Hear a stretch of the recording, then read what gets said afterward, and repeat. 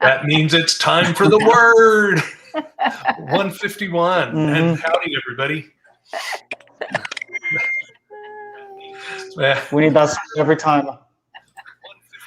Howdy, Christian. Howdy, Dee. Howdy, Colby and Ashley. Howdy, Matt. Shabbat shalom. It's a beautiful day, isn't it? Yeah, we got a watermelon. Got a watermelon. Oh. We're supposed to get rain all week. We got a watermelon too. Oh. Sorry, random. It's the watermelon. Oh, he had a water last week too. Right? Let's see here. Look at that. We got a good crowd going now. We got JJ and Tom and Landon. Hey, there's GR too. GR, shouldn't you be reading? Okay. Anyways, today we are finishing out the book of Tobit in the Apocrypha, chapter 14, which is pretty amazing. And then we're going to jump right into First Maccabees. And you better take notes on this. That's all I'm saying. Chapter 1, 2, 3, and 4 of First Maccabees. Because there is a lot of information in there. A lot of information. Oops. That. Anybody got any prayer requests today? Praises? I got to praise. My hand is feeling much better. Yay. Hey, me too. How's your motorcycle feeling? Motorcycle? Yeah, how's it It's feeling dead. now? It's dead. So, all right, let's go ahead and pray in for everybody. And good morning, Father. Thank you very much for letting us come together to study your word with our brothers and sisters. We're very grateful for that. We ask for your spirit to be poured out upon everybody here so that we can get your understanding and your discernment to know what it is that you want us to learn and to break away from the traditions that all of us have gotten from one denomination or another or others. And we're just very grateful. Thank you for choosing us to be your sons and daughters through your Son, and for calling us to repentance and salvation, repentance from sin. Thank you for the healings that you've been providing, and thank you for the refinements that you've been doing on all of us. We're very grateful for your judgments that you give us through your law and the mercy you give us through your salvation. Thank you, Father, in Jesus Yeshua's name. Amen. Amen. Okay, let's see. We're going to start with Tobit chapter 14, and who was here first? Oh, yeah. Dee was here first. Well, you get to go first. You ready? Are you? Yep, Tobit 14. Okay. I'm ready. All right, so chapter 14 says, so Tobit made an end of praising God, and he was 50 years old when he lost his sight, which was restored to him after 8 years, and he gave alms, and he increased in the fear of the Lord God and praised him. And when he was very aged, he called his son and the sons of his son, and said to him, my son, take thy children, for behold, I am aged, and am ready to depart out of this life. Go into Media, my son, for I surely believe those things which Jonas the prophet spake of Nineveh, that it shall be overthrown, and that for a time peace shall rather be in Media, and that our brethren shall lie scattered in the earth from that good land, and Jerusalem shall be desolate, and the house of God in it shall be burned, and shall be desolate for a time. And that again God will have mercy on them, and bring them again into the land. For they shall build a temple, but not like to the first, until the time of that age be fulfilled. and afterward they shall return from all places of their captivity, and build up Jerusalem gloriously. And the house of God shall be built in it forever, with a glorious building, as the prophets have spoken thereof. And all nations shall turn and fear the Lord God truly, and shall bury their idols. So shall all nations praise the Lord, and his people shall confess God, and the Lord shall exalt his people. And all those which love the Lord God in truth and justice shall rejoice, showing mercy to our brethren. And now, my son, depart out of Nineveh, because that those things which the prophet Jonas shall speak shall surely come to pass. But keep thou the law and the commandments, and show thyself merciful and just, that it may go well with thee. And bury me decently, and thy mother with me, but tarry no longer at Nineveh.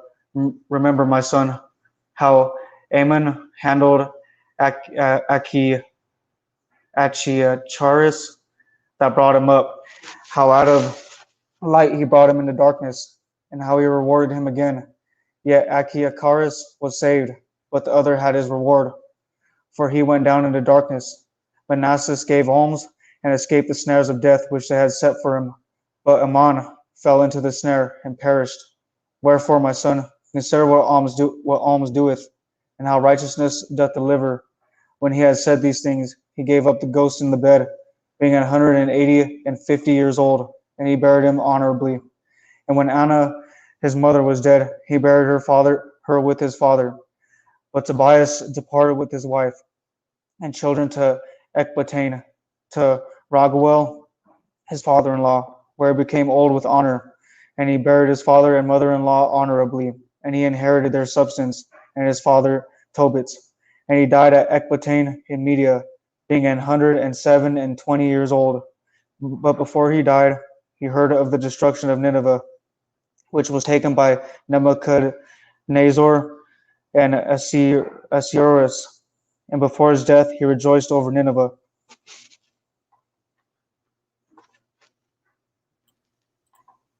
First Maccabees. And it happened after that Alexander, son of Philip, the Macedonian, who came out of the land of Chittim, had smitten Darius, king of the Persians and Medes, that he reigned in his stead and first over Greece, and made many wars and won many strongholds, and slew the kings of the earth, and went through to the ends of the earth, and took spoils of many nations, insomuch that the earth was quiet before him. Whereupon he was exalted, and his heart was lifted up. And he gathered a mighty, strong host, and ruled over countries and nations and kings, who became tributaries unto him. And after these things he fell sick, and perceived that he should die. Wherefore he called his servants, such as were honorable, and had been brought up with him from his youth, and parted his kingdom among them while he was yet alive. So Alexander reigned 12 years, and then he died. And his servants bare rule, every one in his place. And after his death, they all put crowns upon themselves, and so did their sons after them many years. And evils were multiplied in the earth. And there came out of them a wicked root, Antiochus, surnamed Epiphanes, son of Antiochus the king, who had been an hostage at Rome, and he reigned in the 137th year of the kingdom of the Greeks. In those days went there out of Israel wicked men, who persuaded many, saying, Let us go and make a covenant with the heathen that are round about us, for since we departed from them, we have had much sorrow. So this device pleased them well. Then certain of the people were so forward herein that they went to the king, who gave them license to do after the ordinance of the heathen. Whereupon they built a place of exercise at Jerusalem according to the customs of the heathen, and made themselves uncircumcised, and forsook the holy covenant, and joined themselves to the heathen, and were sold to do mischief. But when the kingdom was established before Antiochus, he thought to reign over Egypt, that he might have the dominion of 2 realms. Wherefore he entered into Egypt with a great multitude, with chariots and elephants and horsemen, and a great navy. And he made war against Ptolemy, king of Egypt. But Ptolemy was afraid of him and fled, and many were wounded to death. Thus they got the strong cities in the land of Egypt, and he took the spoils thereof. And after that Antiochus had smitten Egypt, he returned again in the 143 years and went up against Israel and Jerusalem with a great multitude, and entered proudly into the sanctuary and took away the golden altar and the candles of light and all the vessels thereof, and the tables of the showbread and the pouring of the vessels, the pouring vessels and the vials, and the censers of gold, and the veil, and the crown, and the golden ornaments that were before the temple, all he pulled off. He took also the silver and the gold and the precious vessels. Also he took the hidden treasures which he found. And when he had taken away, he went into his own land, having made a great massacre and spoken very proudly. Therefore there was a great mourning in Israel in every place where they were, so that the princes and elders mourned, and the virgins and young men were made feeble, and the beauty of women was changed. Every bridegroom took up lamentations, and she that sat in the marriage chamber was in heaviness. The land also was moved for the inhabitants thereof, and all the house of Jacob was covered with confusion. And after 2 years fully expired, and the king sent his chief collector of tributes into the cities of Judah, who came into Jerusalem with a great multitude, and spake peaceable words unto them, but all was deceit. For when they had given him credence, he fell suddenly upon the city, and smote it very sore, and destroyed much people of Israel.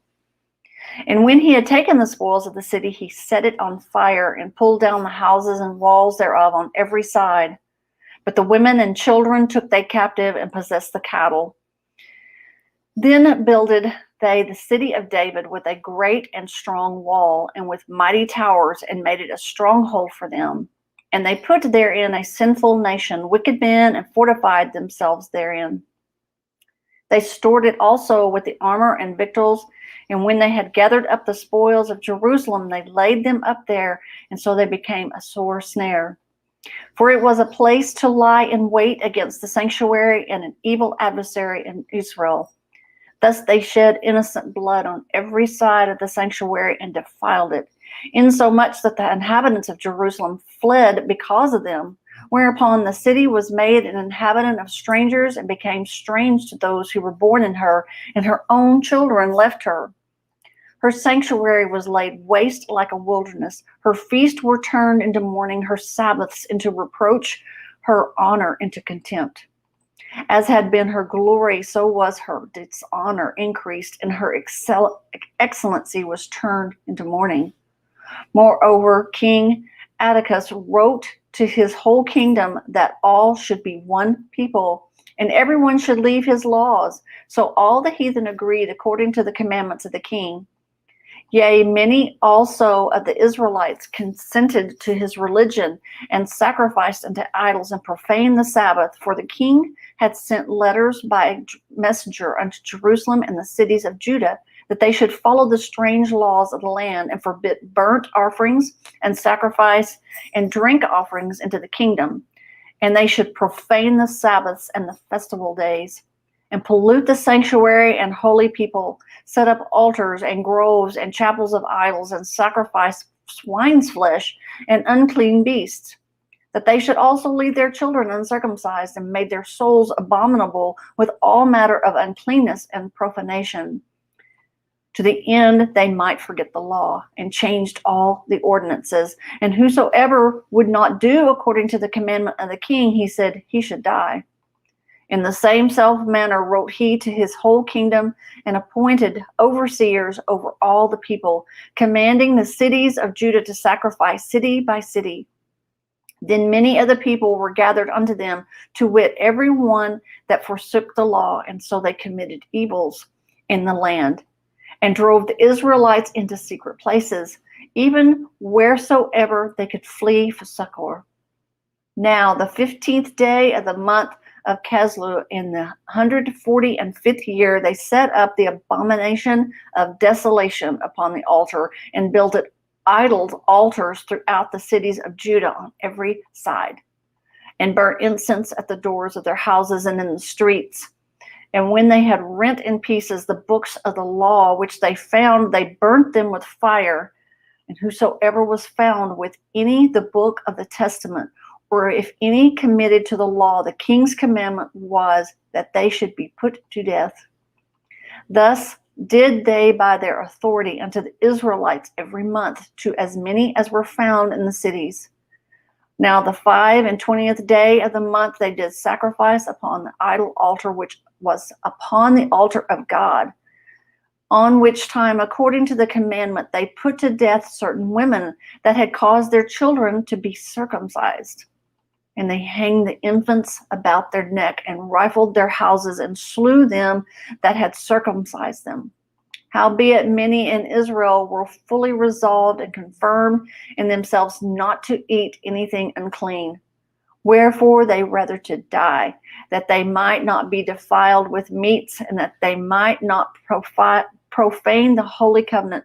So then they died. And there was a great wrath upon Israel. Okay, chapter 2. In those days, Mattathias, the son of John, the son of Simeon, a priest of the descendants of Jorib, removed from Jerusalem and settled in Modin. He had 5 sons, John surnamed Gaddai, Simon called Thassi, Judas called Maccabees, Eleazar called Avaran, and Jonathan called Aphus. He saw the impious things that were going on in Judah and Jerusalem, and he said, Alas, why was I born to witness the ruin of my people and the ruin of the holy city, and to sit by while it is being given up to its enemies and the sanctuary to aliens? Verse 8. Her temple has come to be like a man disgraced. Her glorious furniture has been captured and carried off. Her infant children have been killed in her streets, her young men with the enemy's sword. What nation has not appropriated? What kingdom has not seized her spoils? Her adornment has all been taken away. Instead of a free woman, she has become a slave. Behold, our sanctuary and our beauty and our glory have been laid waste, and the heathen have profaned them. Why should we live any longer? And Mattathias and his sons tore open their clothes and put on sackcloth and grieved bitterly. Then the king's officers, who were forcing the people to give up their religion, came to the town of Modin to make them offer sacrifice. And many Israelites went to them. And Mattathias and his sons gathered together. Then the king's messengers answered and said to Mattathias, You are a leading man, great and distinguished in this town, surrounded with sons and brothers. Now be the first to come forward and carry out the king's command, as all the heathen and the men of Judah and those who are left in Jerusalem have done. And you and your sons will be counted among the friends of the king, and you and your sons will be distinguished with presents of silver and gold and many royal commissions. Then Mattathias answered and said in a loud voice, If all the heathen in the king's dominions listen to him and forsake each of them the religion of his forefathers, and choose to follow his commands instead, yet I and my sons and my brothers will live in accordance with the agreement of our forefathers. God forbid that we should abandon the law and the ordinances. We will not listen to the message of the king, or depart from our religion to the right hand or to the left. Verse 23. As he ceased to utter these words, a Jew went up before the eyes of all of them to offer sacrifice as the king commanded on the altar in Modin. And Mattathias saw him and was filled with zeal, and his heart was stirred, and he was very properly aroused to anger, and ran up and slaughtered him upon the altar. At the same time, he killed the king's officer who was trying to compel them to sacrifice, and he tore down the altar. Thus he showed his zeal for the law, just as Phinehas did to Zimri, the son of Salem. Then Mattathias cried out in a loud voice in the town and said, Let everybody who is zealous for the law and stands by the agreement come out after me. And he and his sons fled to the mountains and left all they possessed in the town.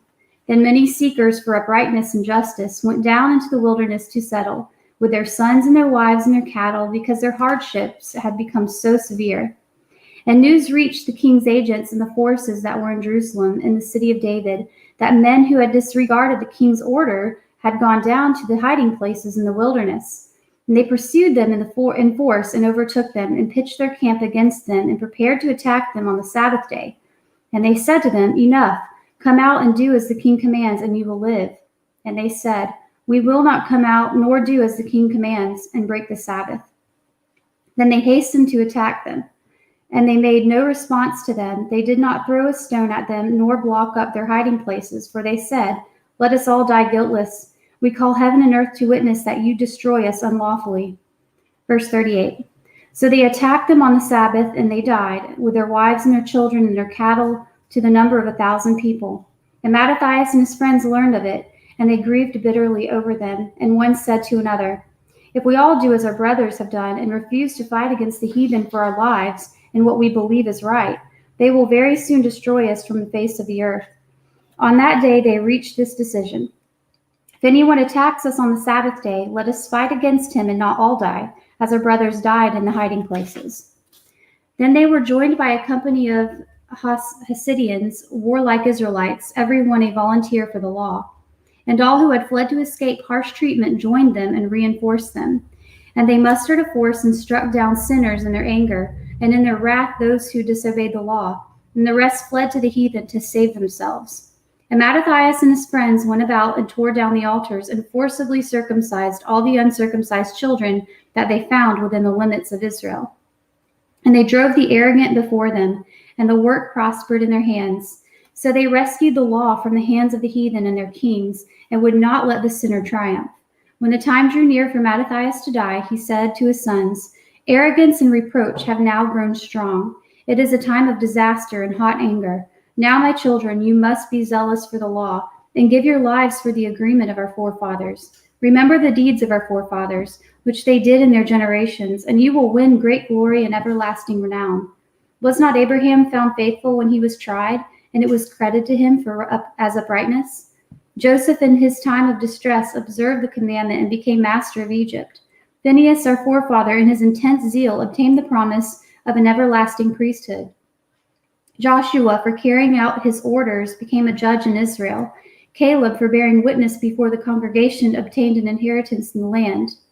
David, for being merciful, inherited a royal throne forever. Elijah, for his intense zeal for the law, was caught up into heaven. Hananiah, Azariah, and Mishael had faith in God and were saved from the fire. Daniel, for his innocence, was delivered from the mouths of the lions. Observe this from generation to generation, that none who hope in him will fail in strength. Do not be afraid of the words of a sinful man, for his glory will turn to dung and worms. Today he will be exalted, and tomorrow he will be nowhere to be found, for he has returned to dust, and what he plotted will perish. My children, be manful and strong for the law, for by it you will obtain glory. Now here is Simon your brother. I know that he is a man of discretion. You must always listen to him. He will be a father to you. And Judas Maccabeus has been warlike from his youth. He will be your captain and conduct the people's warfare.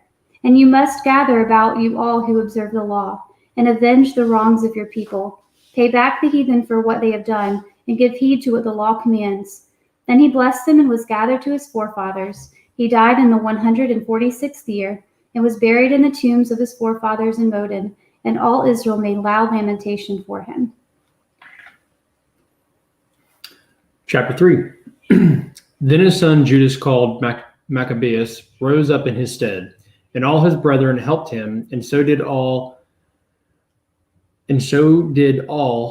they that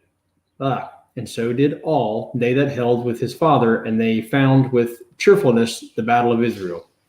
So he gat his people great honor, and put on a breastplate as a giant, and girth at his warlike harness about him, and he made battles protecting the host with his sword.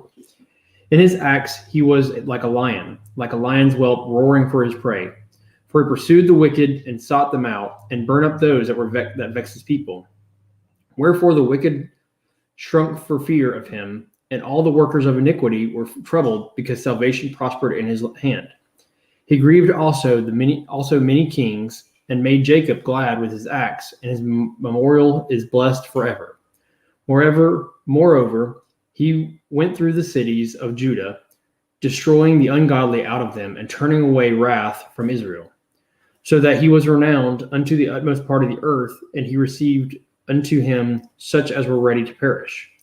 Then Apollonius gathered the Gentiles together, and a great host out of Samaria to fight against Israel. Which thing when Judas perceived, he went forth to meet him, and so he smote him and slew him. Many also fell down slain, but the rest fled.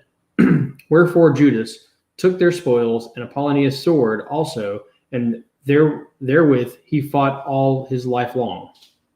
Now when Saron, the prince of the army of Syria, heard say that Judas had gathered unto him a multitude and company of faithful to go out with him to war, he said, I will get me a name and honor in the kingdom, and I will go fight with Judas and them that are with him, and despise the king's commandment. So he made him ready to go up, and there went with him a mighty host of the ungodly to help him, and to be avenged of the children of Israel. And when he came near to the going up of Bath Horon, Judas went forth to meet him with a small company, who when they saw the host coming to meet them, said unto Judas, how shall we be able, being so few, to fight against a great multitude and so strong, seeing we are ready to faint with fasting all this day? Unto whom Judas answered, it is no hard matter for many to be shut up in the hands of a few, and with the God of heaven it is all one, to deliver with a great multitude or a small company. For the victory of battle standeth not in the multitude of an host, but the strength cometh from heaven. They come against us in much pride and iniquity to destroy us, and our wives and children, and to spoil us. But we fight for our lives and our laws. Wherefore the Lord himself will overthrow them before our face. And as for you, be ye not afraid of them. Now as soon as he had left off speaking, he leapt suddenly upon them, and so Saron and his host was overthrown before him. And they pursued them from the going down of Beth Horon unto the plain, where were slain about 800 men of them, and the residue fled into the land of the Philistines. Then began the fear of Judas and his brethren, and an exceeding great dread to fall upon the nations round about them, insomuch as his fame came unto the king, and all nations talked of the battles of Judas. Now when King Antiochus heard these things, he was full of indignation. Wherefore he sent and gathered together all the forces of his realm, even a very strong army. He opened up also his treasure, and gave his soldiers pay for a year, commanding them to be ready whensoever he should need them. Nevertheless, when he saw that the money of his treasures failed, and that the tributes in the country were small, because of dissension and plague which he had brought upon the land by taking away the laws which had been of old time, he feared that he should not be able to bear the charges any longer, nor to have such gifts to give so liberally as he did before, for he had abounded above the kings that were before him. Wherefore, being greatly perplexed in his mind, he determined to go into Persia, there to take the tributes of the countries, and to gather much money. So he left Lysias, a nobleman and one of the blood royal, to oversee the affairs of the king from the river Euphrates unto the borders of Egypt, and to bring up his son Antiochus until he came again. Moreover, he delivered unto him the half of his forces and the elephants, and gave him charge of all things that would have done, as also concerning them that dwelt in Judah and Jerusalem. To wit, that he should send an army against them to destroy and to root out the strength of Israel and the remnant of Jerusalem, and to take away their memorial from that place. And that he should place strangers in all their quarters, and divide their land by lot. So the king took the half of the forces that remained, and departed from Antioch, his royal city, the 147th year, and having passed the river Euphrates, he went through the high countries. Then Lysias chose Ptolemy, the son of Dormenes, Nicanor, and Georgius, mighty men of the king's friends. And with them he sent 40,000 footmen and 7,000 horsemen to go into the land of Judah to destroy it, as the king commanded. So they went forth with all their power, and came and pitched by Emmaus in the plain country. And the merchants of the country, hearing the fame of them, took silver and gold very much with servants, and came into the camp to buy the children of Israel for slaves. A power also of Syria and of the land of the Philistines joined themselves unto them. Now then, Judas and his brethren saw that miseries were multiplied, and that the forces did encamp themselves in their borders, and they knew how the king had given command to destroy the people and utterly abolish them. And they said one to another, let us restore the decayed fortune of our people, and let us fight for our people and the sanctuary. Then, as the congregation gathered together, that they might be ready for battle, and that they might pray and ask mercy and compassion, now Jerusalem lay void as a wilderness. There was none of her children that went in or out. The sanctuary also was trodden down, and aliens kept the stronghold. The heathen had their habitation in that place, and the joy was taken from Jacob, and the pipe with the harp ceased. Wherefore the Israelites assembled themselves together and came to Massah over against Jerusalem. In Massah was the place where they prayed aforetime in Israel. Then they fasted that day and put on sackcloth and cast ashes upon their heads and rent their clothes, and laid upon the open book of the law, wherein the heathen had sought to paint the likeness of their images. They brought also the priest's garments and the first fruits and the tithes, and the Nazarites they stirred up, who had accompanied their days. Then cried they with a loud voice towards heaven, saying, what shall we do with these, and whither shall we carry them away? For thy sanctuary is trodden down and profaned, and thy priests are in heaviness and brought low. And lo, the heathen are assembled together against us to destroy us, and things they imagine against us thou knowest. How shall we be able to stand against them, except thou, O God, be our help? Then sounded they with trumpets, and cried with a loud voice. And over this Judas ordained captains over the people, even captains over thousands, and over hundreds, and over fifties, and over tens. But as for such as were building houses, or had betrothed wives, or were planting vineyards, or fearful, those he commanded that they should return, every man to his own house according to the law. So the camp removed and pitched upon the south side of Emmaus. And Judas said, arm yourselves and be valiant men, and see that ye be in readiness against the morning, that ye may fight with these nations that are assembled together against us to destroy us and our sanctuary. For it is better for us to die in battle than to behold the calamities of our people and our sanctuary. Nevertheless, as the will of God is in heaven, so let him do.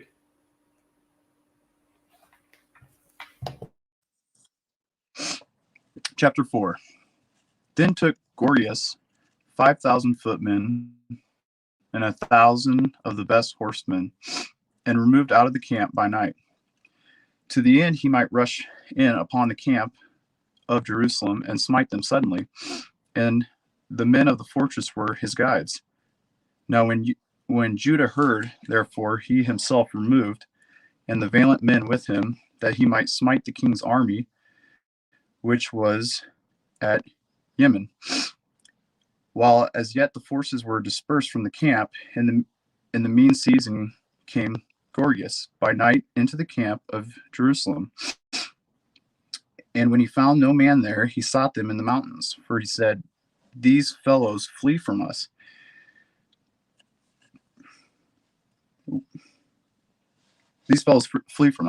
But as soon as it was day, Yehuda showed himself in the plain with 3,000 men, who nevertheless had neither armor nor swords to their minds. And they saw the camp of the heathen, and it was strong and well harnessed, and compassed round about with horsemen. And these were experts of war. Then said Judah to the men that were with him, fear ye not their multitude, neither be afraid of their assault. Remember how our fathers were delivered in the Red Sea, when Pharaoh pursued them with an army. Now, therefore, let us cry unto heaven, if peradventure Yahuwah will have mercy upon us, and remember the covenant of our fathers, and destroy this host before our face this day. that so all the heathen may know that there is one who delivers and saves Israel.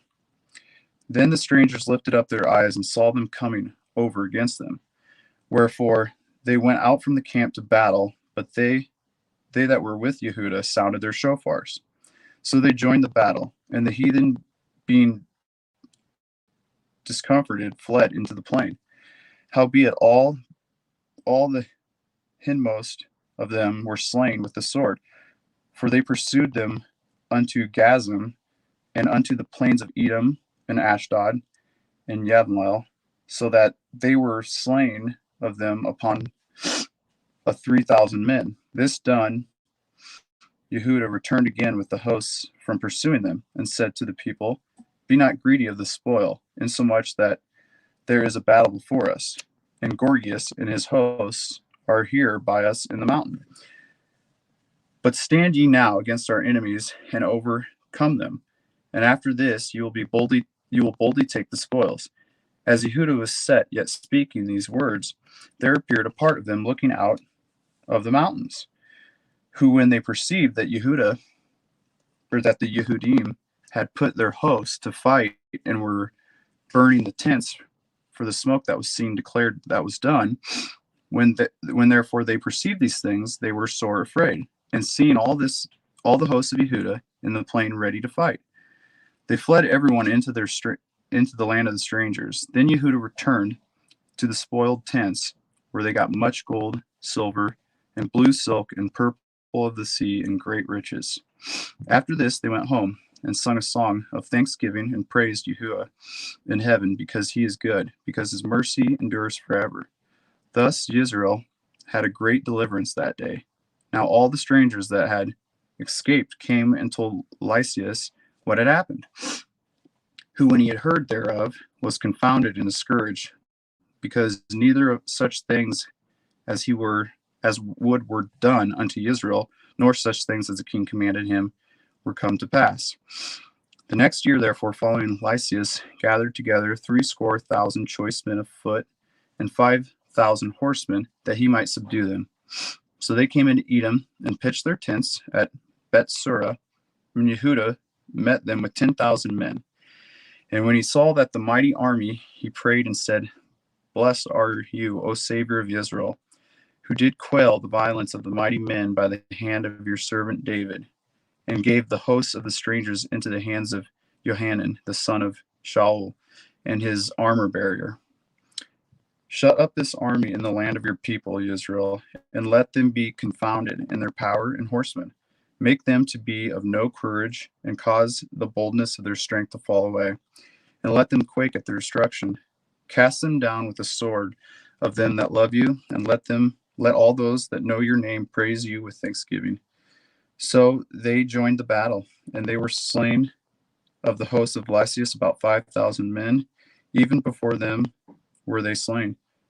Now when Lysias saw his army put to fight, and the manliness of Yehuda's soldiers, and how they were ready either to live or die valiantly, he went to Antioch and gathered together a company of strangers, and having made his army greater than it was, he purposed to come again into Yehuda. Then said Yehuda and his brethren, Behold, our enemies are discomforted. Let us go up and cleanse the dedicate in the sanctuary. Upon all the hosts assembled themselves together, and went up to Mount Tision. And when they saw the sanctuary desolate, and the altar profaned, and the gates burned up, and the shrubs growing in the courts as in a forest, or in one of the mountains, the priests' chambers pulled down, they rent their clothes, and made great lamentation, and cast ashes upon their heads, and fell down to the flat ground upon their faces, and blew an alarm with the shofars, and cried towards heaven. Then Yehuda appointed certain men to fight against those who were in the fortresses, until he had cleansed the sanctuary.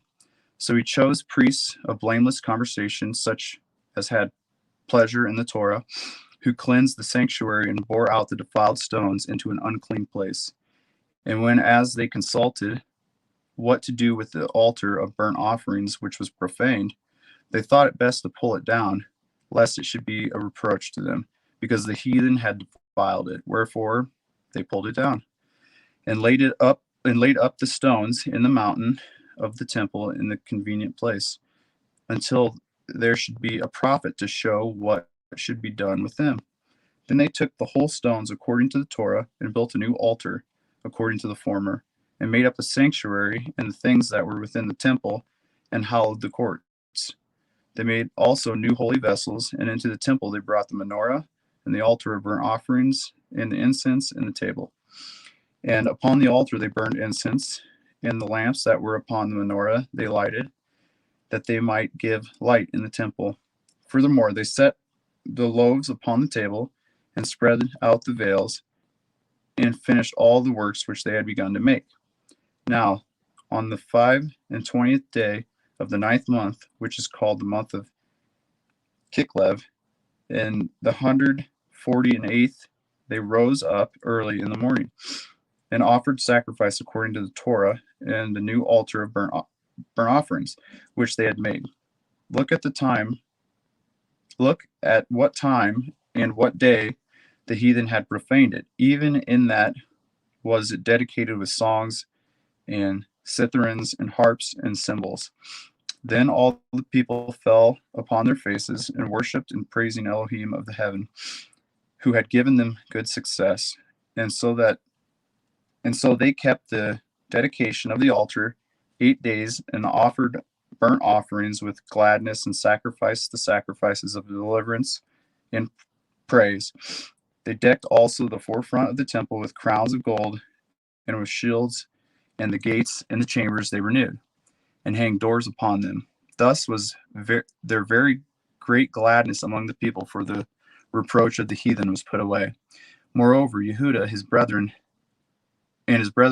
with the whole assembly of Israel ordained that the days of the dedication of the altar should be kept in their season from year to year, by the space of 8 days, from the 25th day of the month Kislev, with mirth and gladness. At that time also they built up Mount Tision with high walls and strong towers round about, lest the other people should come and tread it down as they had done before. And they set there a garrison to keep it, and fortified Bethsura to guard it, that the people might have a defense against Edom.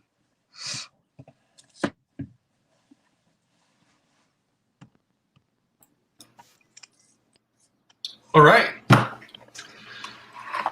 That's a lot of information. Nothing there. Move on. Yeah, take it out of the Bible. Yeah, nothing there important. Move on. I like it that it was the Protestants that had this removed out of the King James Bible, and then it was the Protestants that within a century started up stuff like the National Geographic Society, or the Royal Society for Natural History, or the Royal Society on Egyptology. That whole Darwinism thing. Anyways, let's go back to Tobit. And remember, we left off in chapter 13. He was saying this massive prayer, basically. Massive prayer of thanksgiving. And then we start chapter 14. So then all I have is, I don't have anything till verse 2. Mine's in 4. In 4? Mm-hmm. Okay. So I found it interesting. When he was 58 is when he went blind. And he was blind 8 years. So 8 years, 8 is people see it as a symbology for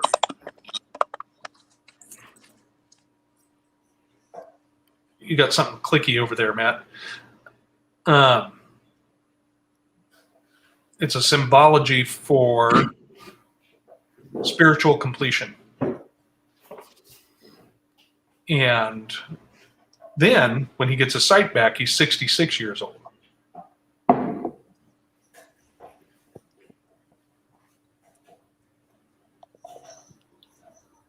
Which was, I don't know, that's just interesting to me. And then he said, what, verse 4? Mm-hmm. I see that, if you look on a map, Nineveh and Media probably aren't that far apart. Right. So I've heard people talk about this before, and the thought that comes to my mind, or the words that come to my mind, is spot judgment. That, sometimes it's not the Father taking out the whole nation, taking out everybody. It's taking out the wicked. Right. And in places. Right. And so I'm wondering if that can or does apply today. I think it does. That when they came out of Egypt, right, it says, all Israel was doing, or it says Israel was doing sacrifices to the molten calf, but who got destroyed? There was 3,000 of them? 3,000. Mm-hmm. Out of 3 million people. So, there is that. I had a general note for 3 to 5. Basically, he's saying he believes Jonah that Nineveh and Jerusalem will be destroyed, but Jerusalem's going to be rebuilt. Mm-hmm. Well, and I'm wondering too, because Jonah went and everybody repented. And then about 100 years later, who was it that went back to them? They didn't repent, and then they were destroyed. That we just read? Yeah, we just read that. Yeah. What did we read before Tobit? Was it Micah? Micah. And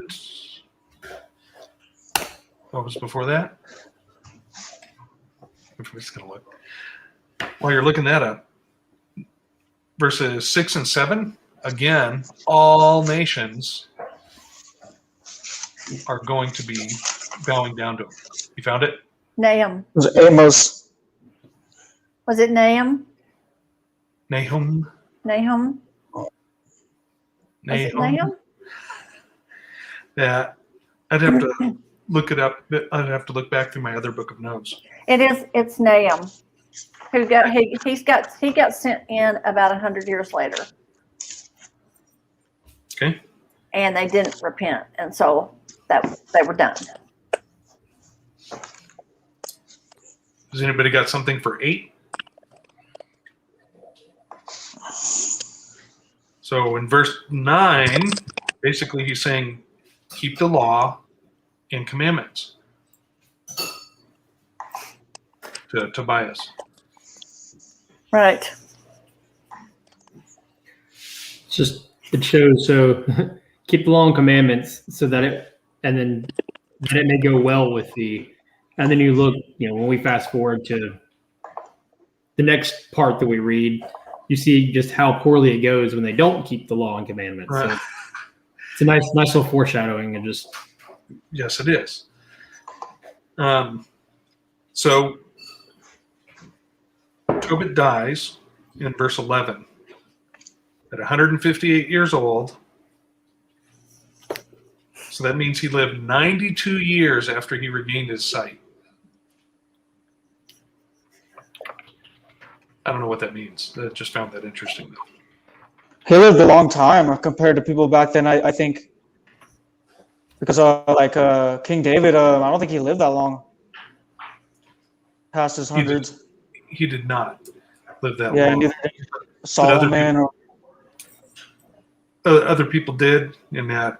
So it's interesting. Every once in a while now we get those people that are 115 or 120, but most people aren't living that long anymore. Now, hold on a second. I was taught in school that people back in the day did not live long. They did say that. Because, they didn't have doctors. And I don't know how people live without doctors, but, back in the day, they didn't. They only had an average come up with that. Average lifespan of 30, 35 years.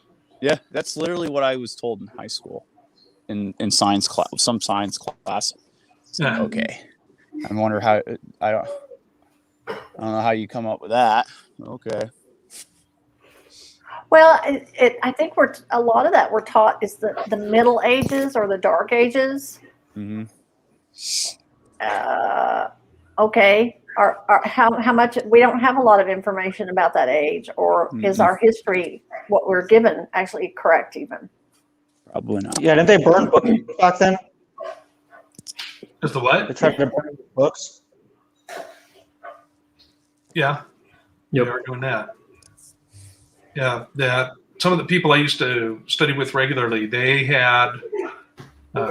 collected books. Some of them collected books, and they said you really started seeing a change at the end of the 1800s, where they started controlling information and trying to alter information. But then it really kicked off after World War II. So if you get old books, get older books. Mm-hmm. Well, I think if you see pictures from that time period, there's technology there. They were not as backwards, Right. Mm-hmm. or there was actually some probably pre-technology that, due to some event, wiped out that technology. So, anything 12 or 13? And 12 or 13 you got?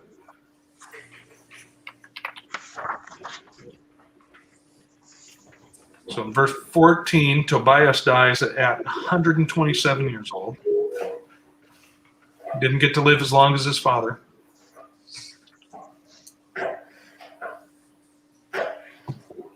And then in verse 15, I just wrote down Proverbs. So what's verse 15? Okay, before his death, he rejoiced over Nineveh. And that reminded me of Proverbs 24.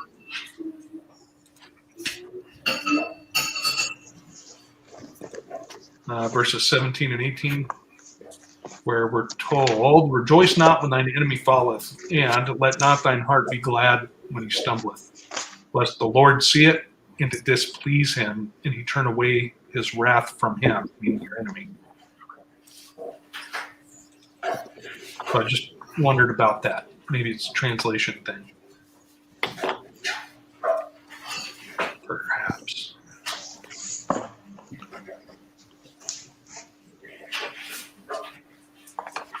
Yep. So, let's see. Let's go on to First Maccabees.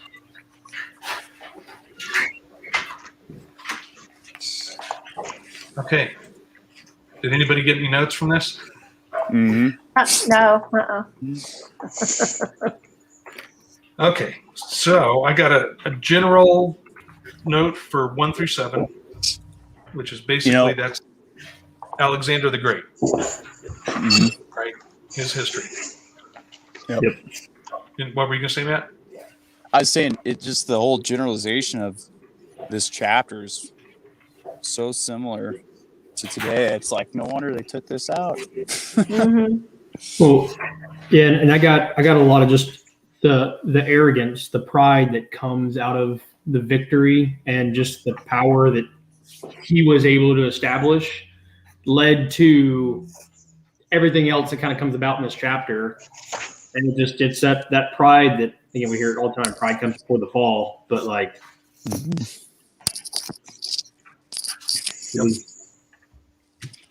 So then I don't have anything until verse 10. Well, I just the only thing I had was that first story of Alexander, 1 through, what is that, 10? 1 through 9 is in Revelation. I mean, the division of the kingdoms of the beast. Isn't that in there? Isn't that in Revelation, or am I thinking of someplace else? I don't see it as that.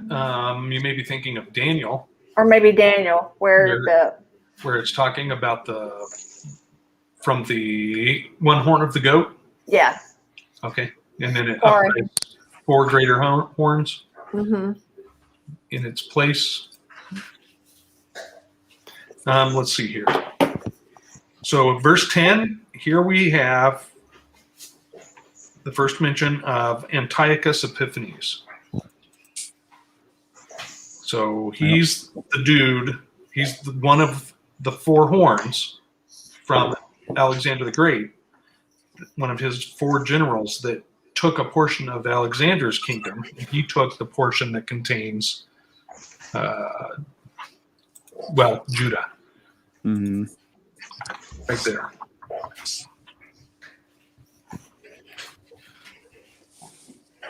And then let's see. Yeah. And then in the very next verse, Yeah. just something to keep track of. Here we have a confounding, beginning of the confounding of the separated houses, right? The house of Israel, the house of Judah. And it's just important to note that this confusing of the two starts here, because by the time we finish Second Maccabees and get into the Gospels, they'll be thoroughly confounded, and you'll see what I mean later on. Let's see. And then I have a general note for 11 through 15. Basically, adopt the Greek ways and break Yahweh's covenant in his law. Is what that's saying. That's their choice. Yeah. I found it interesting, like looking at that, and then also just verse 11 when they wrote in verse 11 it said, "Since we departed from them, we have had much sorrow." And I kind of try to identify what that sorrow is, because if you look, those who follow the law are blessed. Yes. But generally, those blessings come in many forms. It comes in forms that help continue to further the kingdom of God. But those who don't follow the law, they may have their own version of, I guess their own selfish desires that they're not being fulfilled. And I guess that's what I'm trying to. When I read verse 11, that last part of it, since we departed from them, we have had much sorrow. And so I kind of look at that as they haven't been able to fulfill their own fleshly desires since they've parted from the heathens. Is that making sense? Oh yeah, it does. Yep, definitely. Interesting. They saw the other kingdoms around them, and they wanted to act just like they were doing, and they felt like maybe like people do nowadays, and that they were living by too many laws or something like that. When they left Egypt, they were like, "You just want us to die in the wilderness. We got all this in Egypt." Or they just saw, they saw the negative too. They were just not seeing the positive things that happen. And they forget easily, it seems like, the generations. Right. Because yeah. And I don't know if it was this. I think it was the last time I read. I mentioned that at a group setting, one gentleman spoke up and said, sometimes the blessings that we think are Yah's or Abba's blessings are not his. They're actually from the enemy. So I can see that. The heathen are getting blessings from their king, from their God.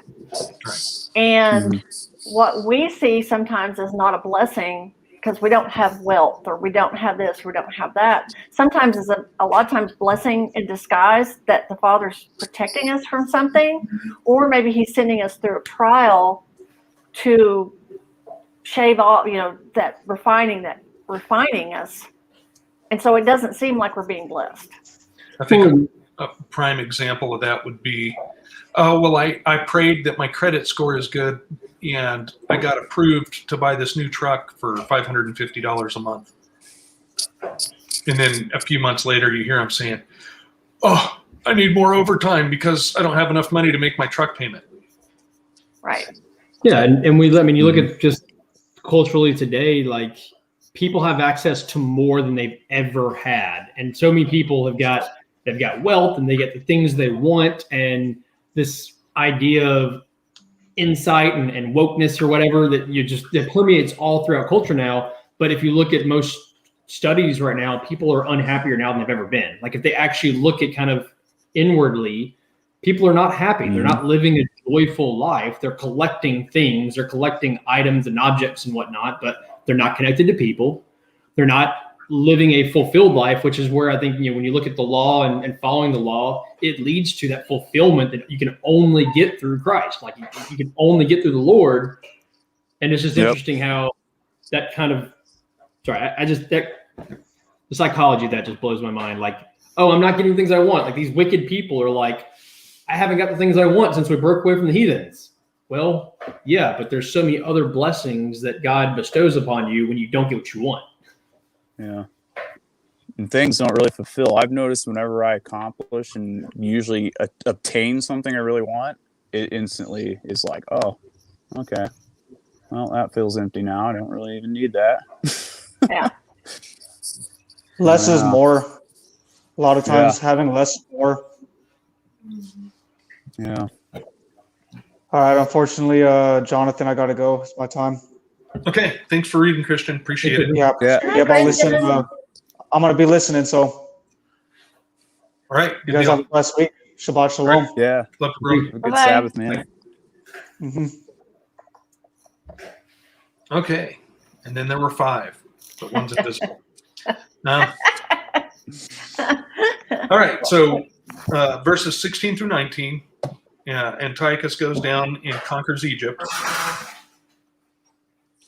And we can also see the fulfillment of Daniel in this, right? Mm-hmm. When the king of the north goes through and bypasses to conquer Egypt. So he conquers Egypt and then comes back to Jerusalem in verses 20 through 24, sacks Jerusalem and robs the temple. And in 24, you kind of mentioned this already, Colby, he spoke very proudly. Right? Look what I did. And then I don't have anything until verse 26.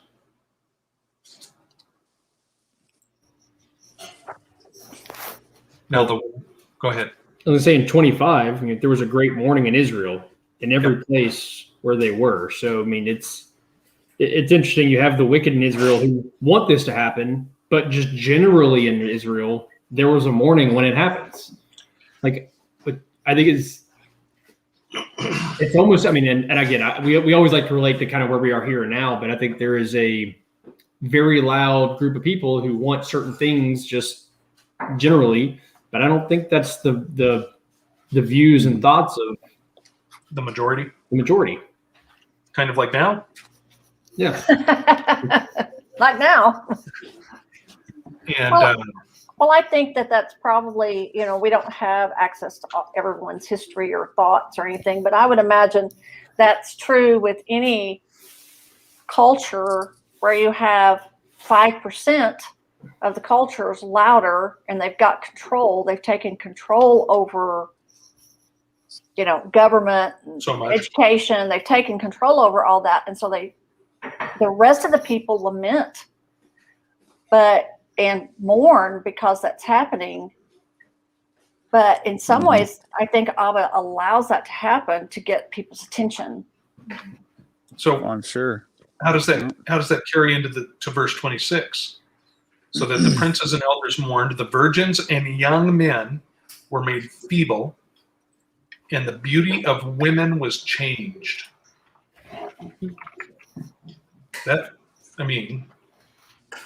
That's exactly right now, right?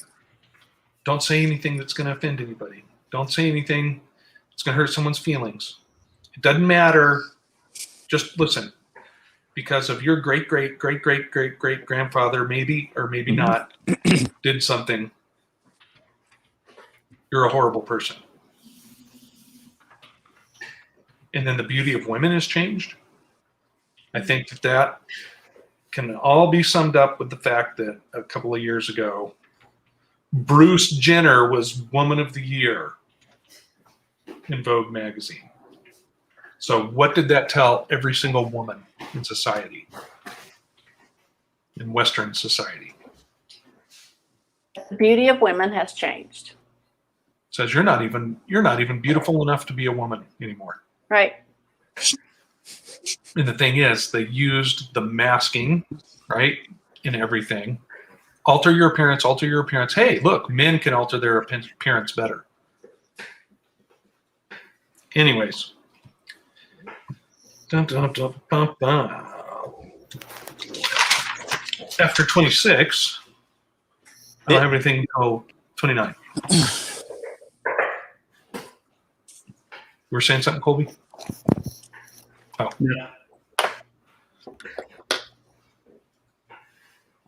Go for it. 29 through 32, Jerusalem's sacked, and the women and children are taken captive, and the cattle. And then I got a long gap up to verse Some of 46. that privilege.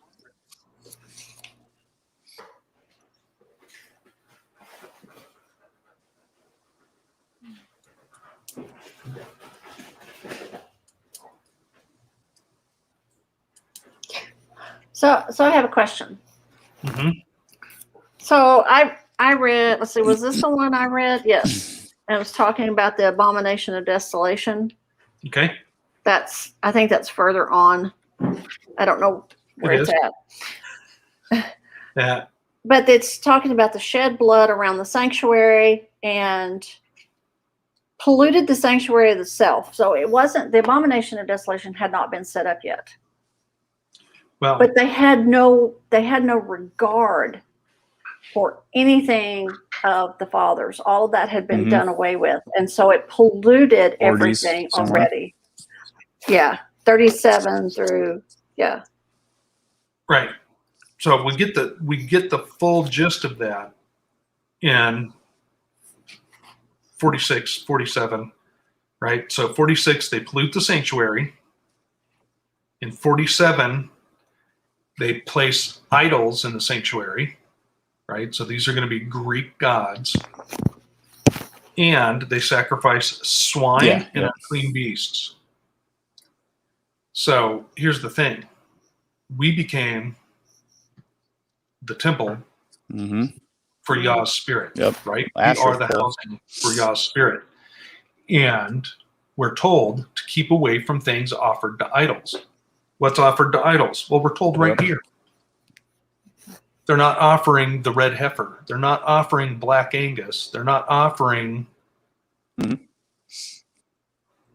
goats. Swine.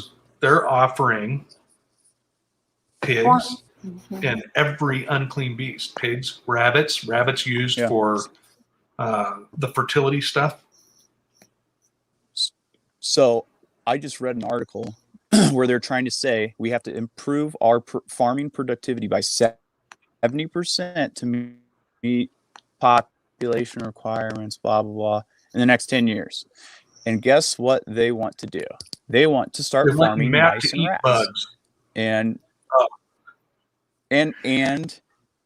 worms. I was like, no way. But it made me think of the verse of where it says that they were eating mice and swine's flesh by a tree or something like that. I can't think trying to think of what book that was. But I think they've done a hybrid. Made me think of that. Wasn't there something a while back, Matt, that we were talking about that they've actually hybridized swine and mice? Yeah. Super pig. Put them together. Yeah. Rob Skiba's got a bunch of information on that. Yeah. On the super pig.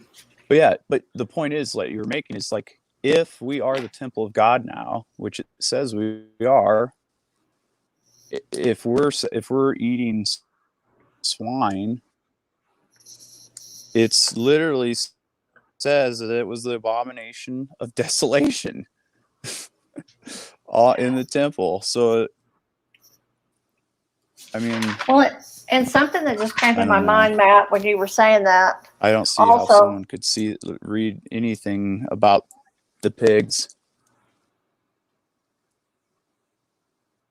So when we were eating swine's flesh, we were defiling our temple, defiling the Father's temple.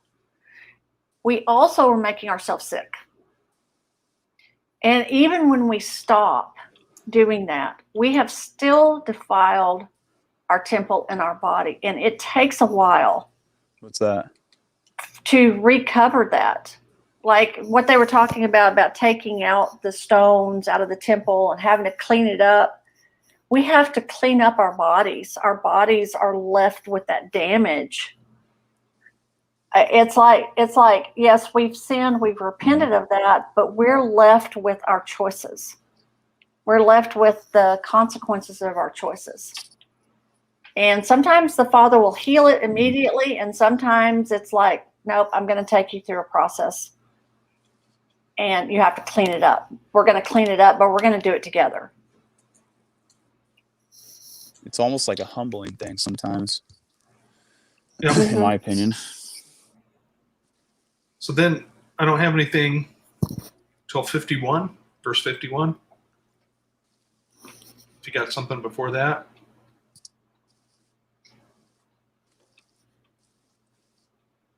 I just made a mark that there is a lot of people out there that actually think Antiochus Epiphanes was the Antichrist, preterist and stuff. I don't know. I just wrote that down for some reason. Well, it's interesting because I got a note later on that I'll talk about when we get to it. So notice that this went through in verse 51. He wrote this commandment that all this is going to happen, right? To the end that they might forget the law and change all the ordinances, to his whole kingdom, and appointed overseers over all the people, commanding the cities of Judah to sacrifice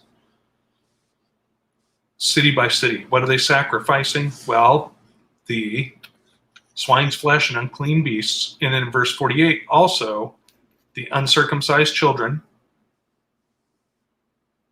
and their parents, right? Their moms. And that goes in a little bit later, but actually it comes up in 54. Now, what is the 15th day of Kislev, or Kislev?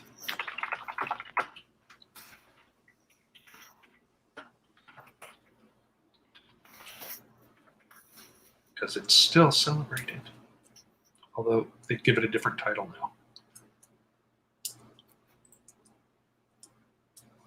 Okay, we'll look at that later. Hanukkah? That's right.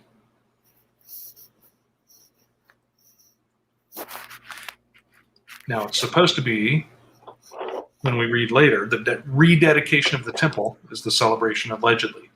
But they don't talk about that usually. They talk about the Festival of Light. But we'll get into that in a little bit. Okay. I don't have anything till 59 through 61. Got a general notation there. Oh, wait a second. So you're saying, okay, on the 15th day, because like I said, I was reading this. So the 15th day of Kislev, he erected a dreadful desecration, and the doors on their houses and the squares, they burnt incense. And they found the book of the law and tore them up. So is that what we're celebrating when we're celebrating Hanukkah?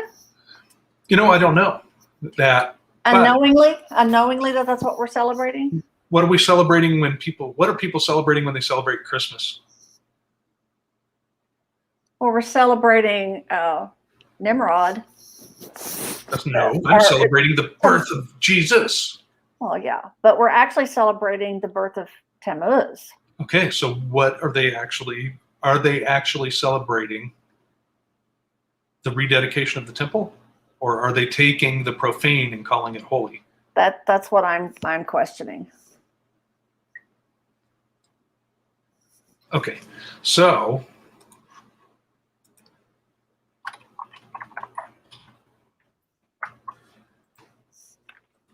my general notes for 59 through 61. So this is the designated time, right? Okay, this is where we get to the 25th day. This is where Hanukkah actually is. Right? 25th day, they sacrifice the idol upon the altar, which used to be the altar of God. And according to the commandment, to be put to death certain women that had caused their children to be circumcised. And they hanged the infants by their necks and slew them that had done the circumcision. I mean, how is that? I mean, that's like a winter version of Easter, in my opinion, where they're sacrificing children on the altar for that big orgy to the springtime goddess to celebrate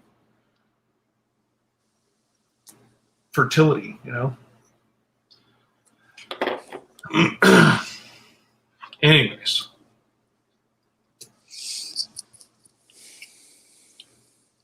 And then verse 63. We may be coming to this point in the near future.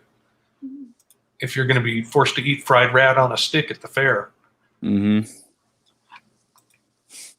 Right? That's, yeah, no way. It's better to die than to break the covenant. Which makes that brings a serious question about if they're only giving you unclean food, are you to die and not eat it? Or, you know, is that where you just eat it and say, oh, that was God's deliverance right there? Thank you, Rand. I like your glasses, Dee. Thank you. They're pretty cool. Dollar Tree. Really? It's my favorite place to buy glasses.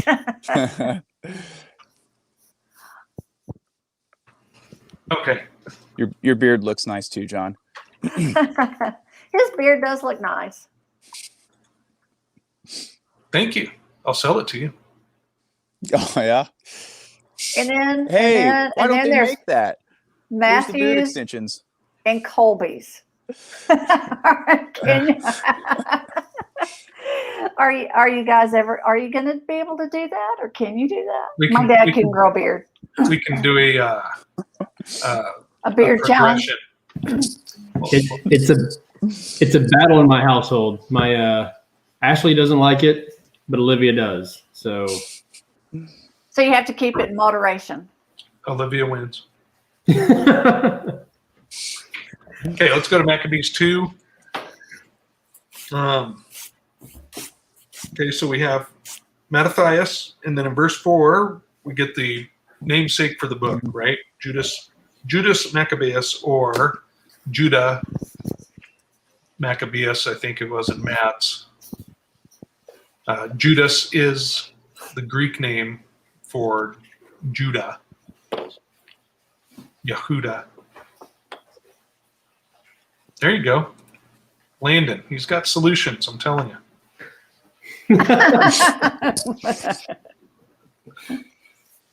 oh man.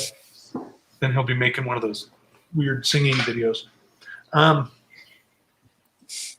then I have a big long gap until he starts making a speech down in verses 20 and 20 through 22. Yeah, I'm not till 24, so. Okay, so basically he's saying, no, we're not going to depart from our covenant, from our law, neither to the right nor to the left. Go pound sand. Go kick rocks. Mm-hmm. And then you said, what, 24?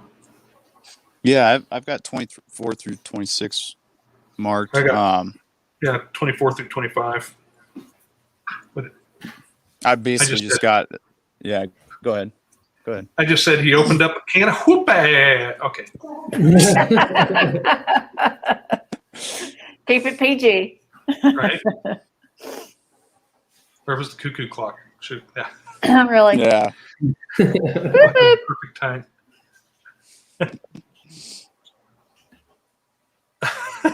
You have got the most popular watermelon in all of believing this today. Yep. Can you get that in your refrigerator, Matt? Or are you just going to eat it warm? They're like ice Cut 'em cream. up, You eat them refrigerated. and then I throw them in the freezer for like 10, 15 minutes and then eat it. But Oops. So then I don't have anything until verse 28. But what do you got for 24 through 26, Matt? That same thing? I wrote the same thing. Yeah. Okay. Yeah. So 28. Yeah. So he and his sons fled into the mountains and left all that they ever had in the city. What city? Jerusalem? Yep. So that is the warning that Yeshua gives the disciples in Matthew 24 and Mark 13. Yep, I was just getting ready to say that. Yep. In the end. So that says to me that this happened back then, it'll happen again. Right. Because Well, otherwise, Yeshua wouldn't need to warn them, wouldn't need to repeat it. Right. Well, the thing with that chapter and with the abomination of desolation back in 1, verse 54, it's also Matthew 24 and Mark 13. There's idols everywhere, is what we're seeing, because they tore everything down and everybody's erecting the idols. Well, is this not the same thing if we go back to, let's say, 1:37 through 40, where it was talking about there's blood all around the sanctuary? Yeah. Where it's surrounding the whole place. And so it's defiling it because of its even its closeness to it. Yep. Is that, Yeah. Okay, so back to 2. Now, I don't know. Does this sound familiar in verse 29? So many of the people that are seeking justice and judgment under Yah's law, under his Torah, went into the wilderness. Mm. wow. Yeah, I know. And I read when I heard that, I was like, oh, huh, interesting. Yeah. It seems like what everyone's feeling right now is coming. Right? Oh, that just reminded me of Revelation 12, verses 6 and verses 14, or verse 14. So, and the woman fled into the wilderness where she hath a place prepared of God, that they should feed her there 1,260 days. And then 14 is, and to the woman were given 2 wings of a great eagle, that she might fly into the wilderness, into her place where she is nourished for a time and times and half a time from the face of the serpent. Mm-hmm. Yeah. And then I don't have anything until verse 41. That's going to happen again, probably. I think so. So we got anything between there and 41? I have 40. Okay. So one of them said to another, if we all do as our brethren have done, and fight not for our lives and laws against the heathen, they will now quickly root us out of the earth. Yep. At some point, we've got to fight for what we stand for. Yeah. Right. Mm-hmm. That's what I'm getting. And then in verse 41, that's what they say. We'd better fight on the Sabbath if it comes down to that. Yeah. And I believe a lot of the things that were allowed to happen to the temple were because they adopted this hyper Sabbath mentality. Got to remember that the Levites that were serving in the temple and the priests that were serving in the temple were supposed to work on the Sabbath, right? They were working when their assigned course was there.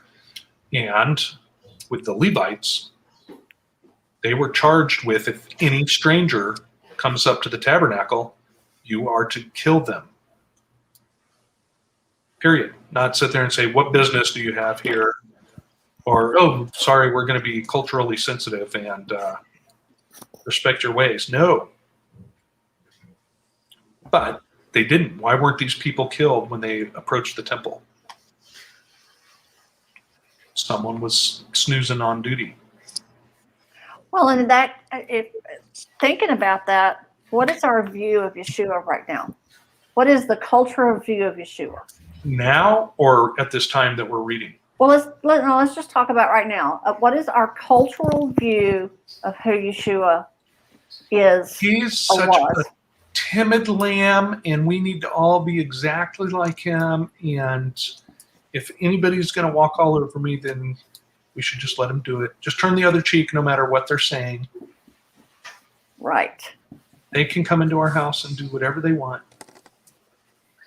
That's what happens when we separate the Tanakh from the New Testament, when they don't understand what the priestly duty was for the temple. You don't understand what the priestly duty is right now. We have to fiercely defend what we're given. Well, if the salt lose its saltiness, then it is Right. thrown out and trampled under the feet of men. Particularly now that our bodies are that temple now. Mhm. We need to protect it, as it was clearly described in the law. Like, it needs to be protected. But we have this, and I've said it before, we have this hippie Jesus view. Like, peace, Mm-hmm. you know? Metrosexual. Yeah. Anyway. I don't have anything until 50 and 52. That's what I have, 52. I wrote down that it reminds me of exact quote in the New Testament. Well, I can't remember which book, but yeah. What part? The Abraham found faithful in temptation. Well, I'll just the whole was not Abraham. Yeah. Yep. Just showing that it was, his actions were imputed to him as righteousness, not just, believing. Yep. But in that, so that I just think found it's it one of interesting.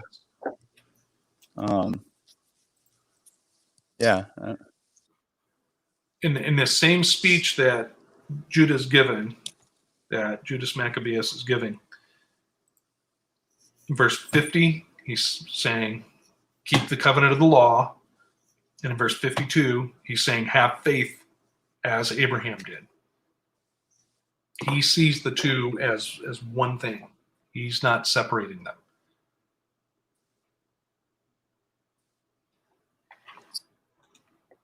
Right? It's like saying you have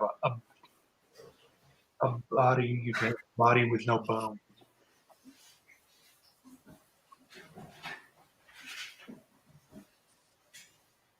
Yes, he is, Robert, but sometimes there's tough love in that. But I would say that right now, going back to what you were saying, Dee, their view of the coming Messiah is the lion. They weren't expecting him to just come in as a lamb and be sacrificed to those filthy heathen that were invading the land.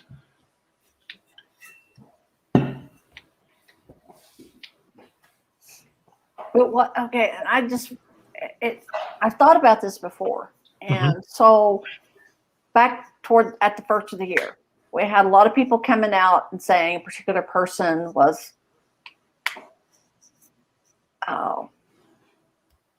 with what was going on at the time, Right. and was that not the same type of thing that they expected of Yeshua? This person's going to come in, they're going to save us from Rome. Yeah. And that's what they expected Yeshua to do. So that Yeshua didn't meet their preconceived idea. Right. of Messiah.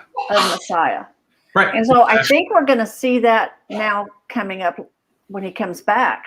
They're not going to, it's going to be a deception because what they expect is not going to be what they're going to get. And they're going to be deceived. Right. Right. Exactly. And, yep. Well, that's what we're going to get. Hey, who's that guy? Oh, there he is. Okay. Tell Izzy to quit turning off your Wi-Fi, Matt. All right. So then I noticed Like, I'm not doing in nothing. Real quick before we move on, sorry. verse 61. So he goes through a whole list of figures throughout Scripture: Abraham, Joseph, Joshua, Caleb, David. I mean, he just goes through, and all of them have a different attribute that he kind of focuses on, but then kind of sums it all together in 61 and just kind of simplifies it. Right. None that have ever put their trust in him shall be overcome. Yep.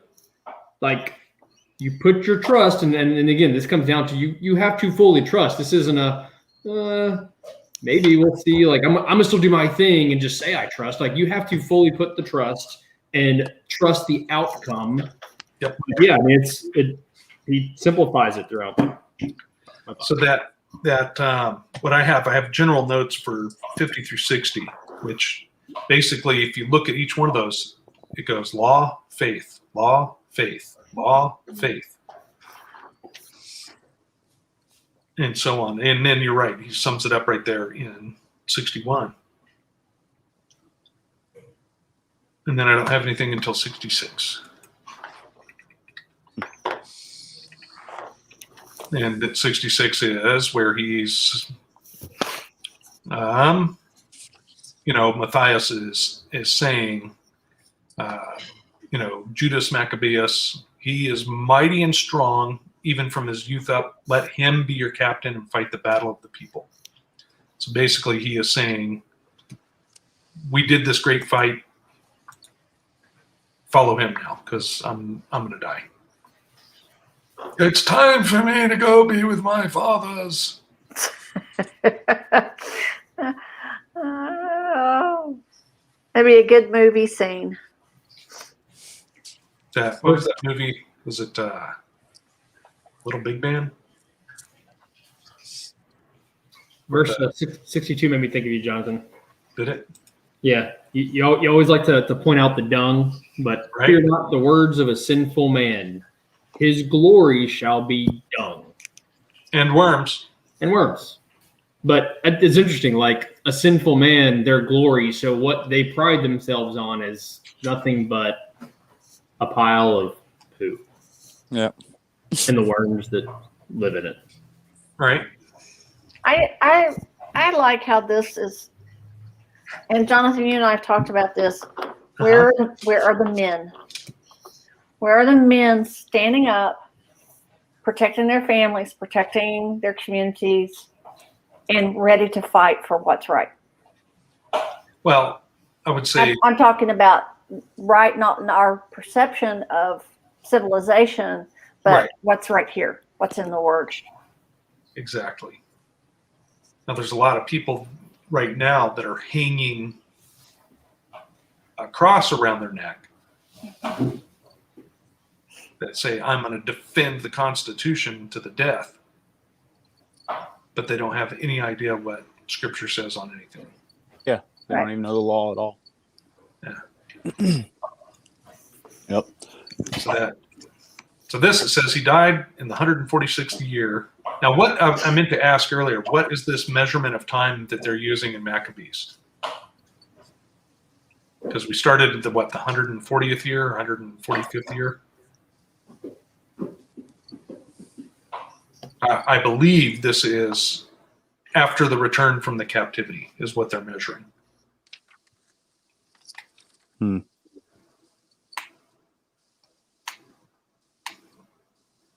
And two, I don't know if it makes it, I'd have to stop and do some math, which I don't do math on Sabbath. We were on 360-day calendars at this point. Right. Well, even too, you got to remember, not everybody agreed on a 7-day week either. Right. So, yeah, later on, the Romans that come in and take over from the Greeks, they had an 8-day week to begin with.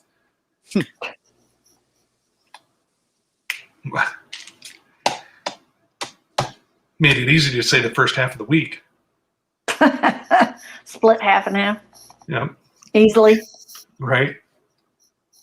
Okay, let's go on to chapter 6. Or I'm not sorry, not chapter 6. Chapter 3, verse 6 is where I'm at. If you got something before that, let me know. These are really long chapters. They are a bit wordy. But there's so much great information in here. There is. Oh my goodness. Okay, so in verse 6, it says, talking about Judah Maccabea, the wicked shrunk for fear of him, and all the workers of iniquity were troubled. And then the last clause right there, because salvation prospered in his hand. Mine says Yeshua. Yours said instead of salvation? Mm-hmm. And this is in 3:6. Yes. Isn't that what Yeshua means, salvation, though, right? Yeah. So basically just put his name in there. Yep. And then if you look at verses 6 through 8, it's very interesting because you have salvation. Salvation comes first, and then wrath is turned away. Mm-hmm.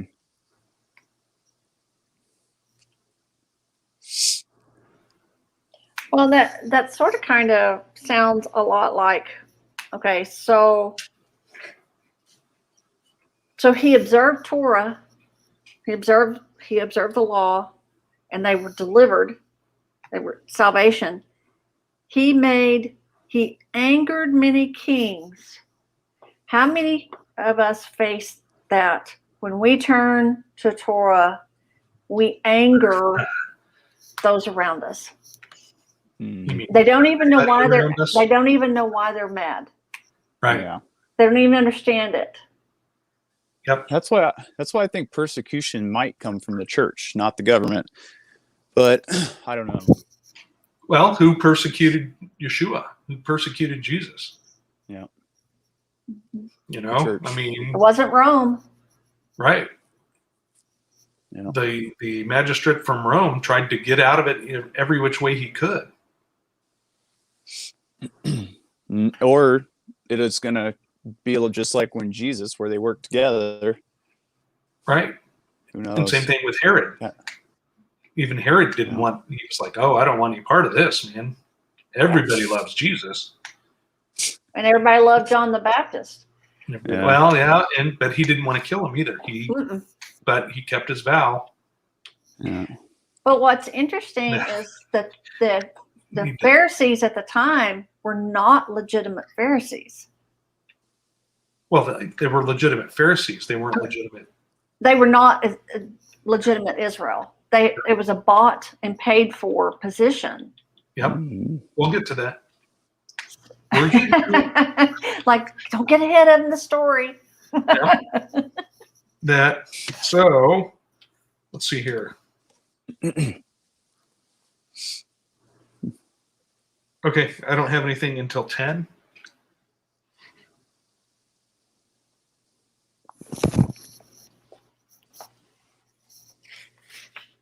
Okay, so Oops. Samaria. He gathers these troops out of Samaria, a great host to fight against Israel. Okay, now remember, it's not Israel, it's the house of Judah. And where was the house of Israel moved to? Well, in part, they were moved to Samaria. But then Who is this person in charge here? Apollonius.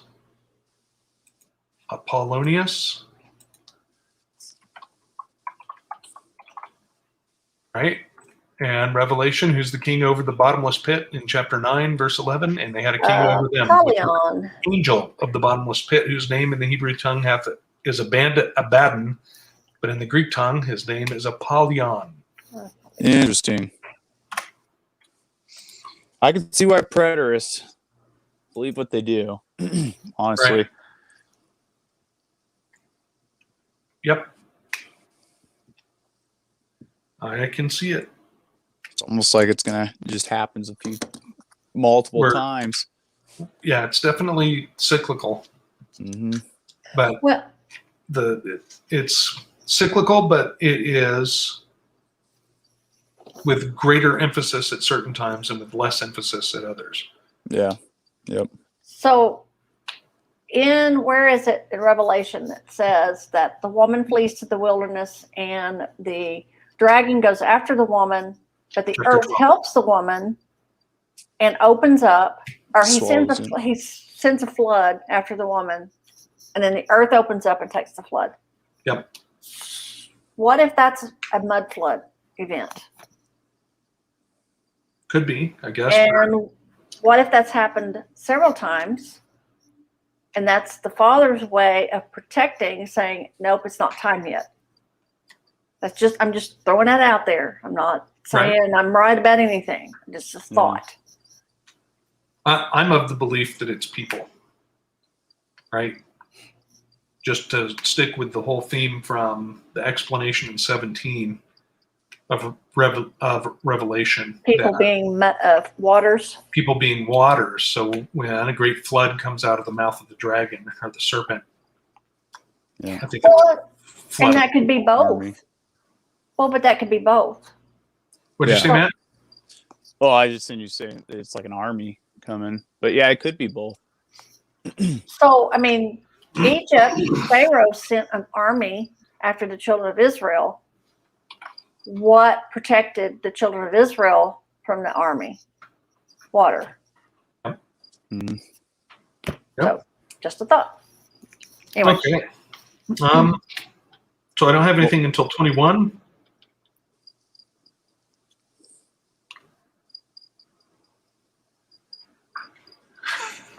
I mean, this book is just like totally just stand up for I know. Yahuwah and the law and keep it no matter what. And it's very obvious to me why they took this book out of the Bible, considering it was in, the 1611 King James. And yeah. Oh, we can't have them reading this. We'll never get anything done. Oh, how are we going to change all the laws and make them follow ours? Well, another one. There's a whole book that literally says this is what we're going to do. Sad. I'd say verse 19. Just a reminder that sometimes we get in our own way. A lot of them were just they're worried about the multitude of the size of the army. Yep. And then you have to be reminded that victory does not have anything to do with the multitude of hosts. It doesn't have to do with all the challenges that we see ahead of us, but the strength that comes from heaven. It's completely outside of our scope and our understanding in our hands, but the strength of heaven is above all of that. It is. Not by might, not by power, but by my spirit. Yep. So, and Matt kind of touched on this, but verse 21, basically, we're going to fight for our lifestyle and laws.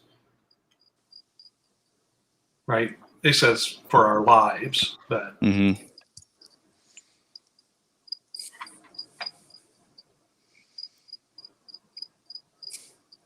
Someone has a cricket besides me. Wow. Me? Yeah. I wonder who. That's funny. Me. Anyways, let's see here. Then I don't have anything till 29.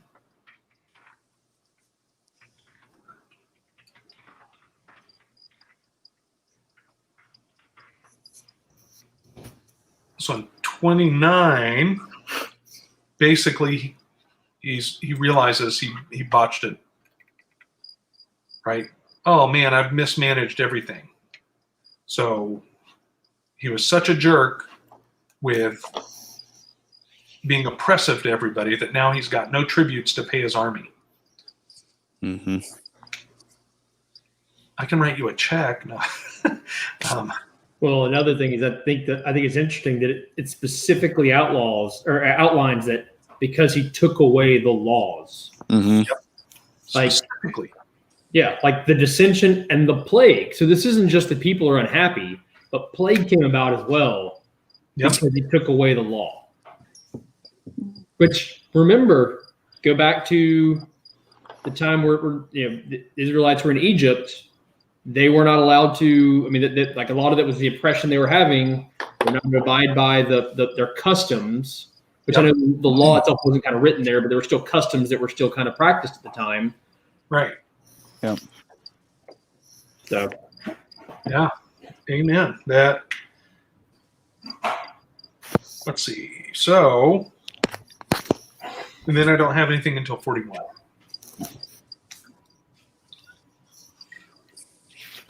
I like how you're skipping ahead because we could be here all afternoon. Yeah, seriously. We could be here all day. I know, and there's a lot of information in that. It really is. But I found 41 really interesting because it mentions the merchants. Hey, we can get wealthy if we tag along and sell to the soldiers and the army the stuff that they need on their way.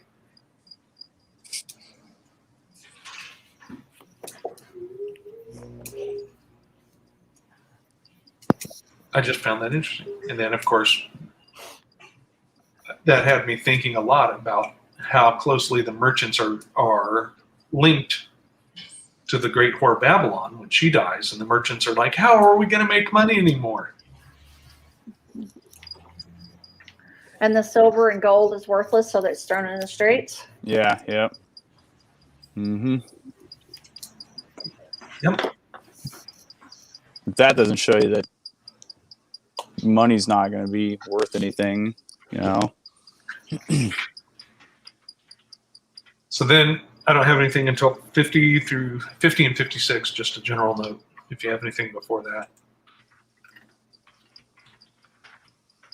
Nope, don't have anything. I'm sorry, 55 through 56. So basically, we see this back in the Torah, right? So Judas ordained captains over people, even captains over thousands and over hundreds and over 50s and over 10s. This is the army. That's the men of fighting age.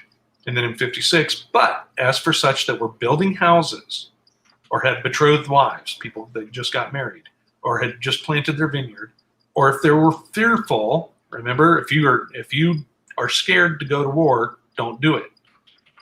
Those he commanded that they should return every man to his own house according to the law. Well, Or I think it's vineyard. interesting he calls out the those that are fearful, because if they're fearful, it kind of comes back to they don't have that full faith that the Lord's going to come through and provide.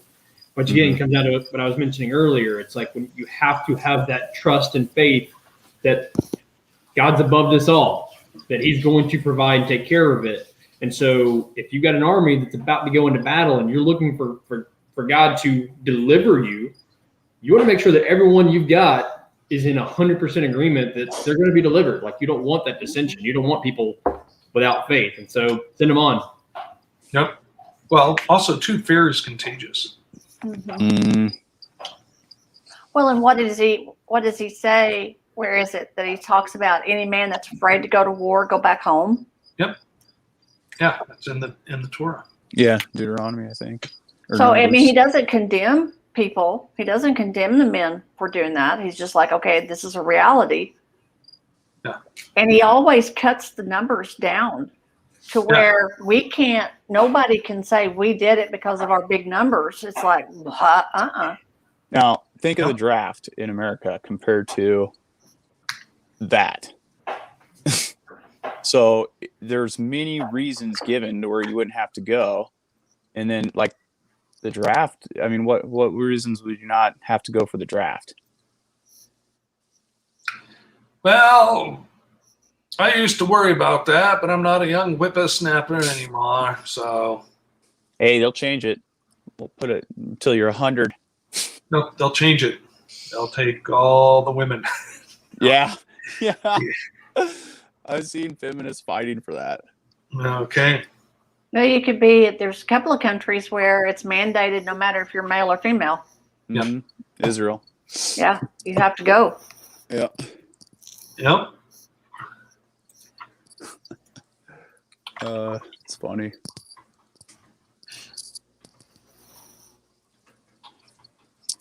That's another thing about being female. I mean, that feminism, both genders are getting attacks on both sides, but you've got that is, okay, you don't need to be protected. And then you've got athletics that's coming in as well. Mm-hmm. Yep. Yeah. That was protected 40 years ago. Yep. And they're claiming that this is all good. This is helping women. Mm-hmm. It's ridiculous. So, and look how this closes out. All these things we're gonna fight. We need valiant men. We need to be strong. You need to be ready. And then in verse 60, nevertheless, as the will of God is in heaven, so let him do. All right, let's go to chapter 4. I don't have anything way in until we get to 13 and 14. Mine's 9 and 10. Okay. It just says, do what we just were talking about. Mm-hmm. Do not be afraid of their numbers and do not fear their charge. Remember how our forefathers were saved at the Red Sea. Yep. They didn't have anything to do with that. No, I mean, what are they going to? There's absolutely no way they can take credit for that. No. And you get 300 men fighting 1,000. You can't take credit for that either. Right? Mm-hmm. Yep. Or like when Gideon was fighting, 300 against how many thousands? Oh yeah, it makes you wonder if that's where the movie 300 came from. When I first read the Gideon story, I was like, oh, cool. This is like the movie. Obviously not Roman, but, or I mean, a Greek. Spartan. Yeah. Yeah. All right. Oops. Man, but think about it. Alexander is in this book too, so never know. Never know. Maybe. Never know. But, and then the other part of that, let us cry to heaven. Yeah. Yep. All right. Mhm. So I found this interesting. 13 and 14. When they went out of the camp to battle, but they that were with Judah sounded their trumpets. So they joined the battle, and the heathen, being discomfited, fled into the plain. So they ran away. Oh no, we're not hanging around for this.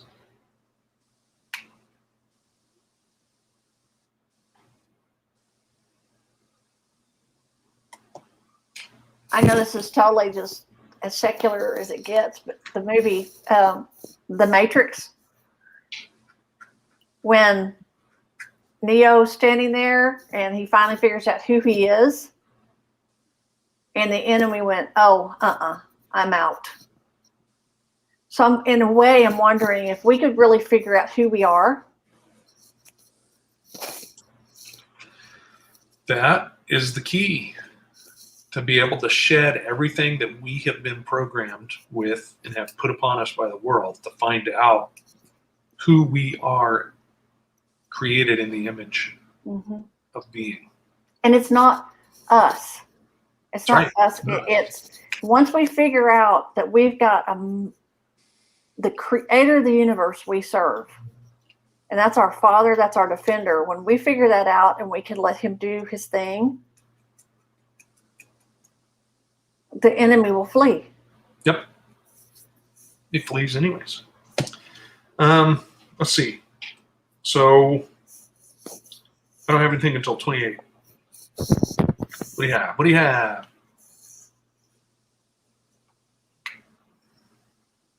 Mine's in 27. Well, 26, 27, 28. Okay, mine's 28. Go ahead. So it's kind of what we're talking about already. Mhm. Just the they will flee from before you. I noted it. He's coming up against 60,000 foot soldiers and 5,000 cavalry.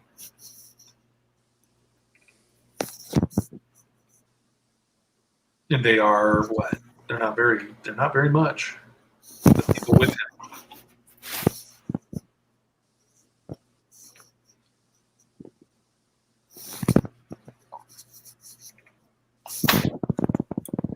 So, is that what you were noting, Dee?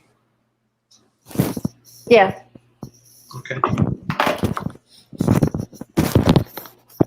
So then I don't have anything until 36.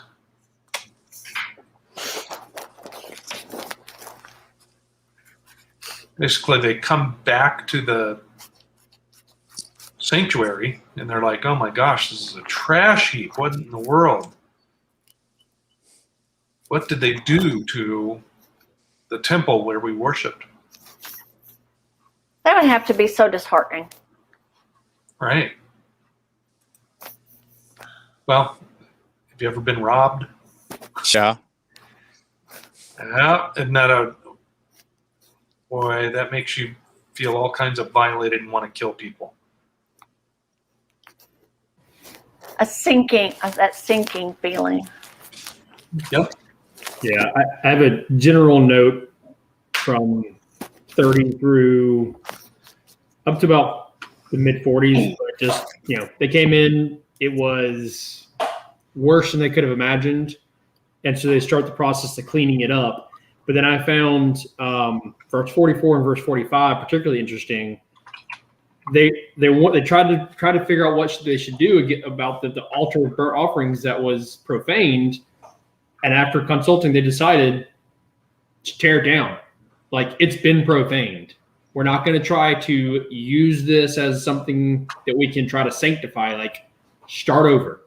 Mhm. And I think it's and we can clearly point to, like, holidays that people celebrate. They try to just put God on top of it and make it okay. But I think it's like it's a general indictment of the way we look at things in general in life. Is it's instead of just cleaning out the old, instead of just doing away with it, because it's going to require more work. It's going to require more work to just get rid of the things that aren't and then start over. We generally take the easy route. And I think they look at this and are like, nope, we're going to start this over. We're going to do away with this old that's been defiled. And we're going to build new. Yep. Yeah. Basically, they got a trash heap. Mm-hmm. Yeah. And then, I noticed that because my next one's up in 45, that pull down the defiled altar and say, okay, that's it. This is out of here. And in a way, how much did we do that too? When the Father starts cleaning us up, Mm-hmm. do we not hang on to Pull sometimes? Star Trek for a Klingon. Do we not hang on to some of this? Some of the old stuff because it's comfortable and we know it instead of just taking the trash out? Yeah. I'm guilty. I'm just saying. We all are. And sometimes we don't even know what's trash. Yeah. Right. Takes a while to learn it sometimes. Mine is down in 56. Okay. What do you have 40, there? 46. I'm sorry. 46. What do you have there? Until a prophet should come. So are they asking or and anticipating, knowing that the Father's going to send a prophet to explain it to them. Well, remember, they're all looking forward to the big P prophet, that the big prophet that was promised to Moses. Yeshua. Yep. Well, but they're wanting a prophet to come to declare what should be done to deal with the temple. Apparently, I think they're asking the Father to send somebody over to tell them what to do because they don't have a clue. Right. Possible. Maybe. Yep. So, what else do you have? I don't have anything until what we were discussing before, but I have it in verses 52 and 59. So, Mine's in 55, 56. okay, what's yours? It's just that the response of the people, and there's the 8 days again. At having the rebuilt temple, Mm-hmm. the rededicated temple. Yeah, right. And then, we have so many people that ask about, well, how are we supposed to celebrate Hanukkah? How are we supposed to celebrate this doing? I say, well, is that one of the listed feasts of Yah? And if we look in 59, it says Judas and his brethren with the whole congregation ordained that this is a holiday or a feast. So in my eyes, that puts Hanukkah or the temple rededication in the same category as Purim. Mm-hmm. Right? It's a celebration that people celebrate.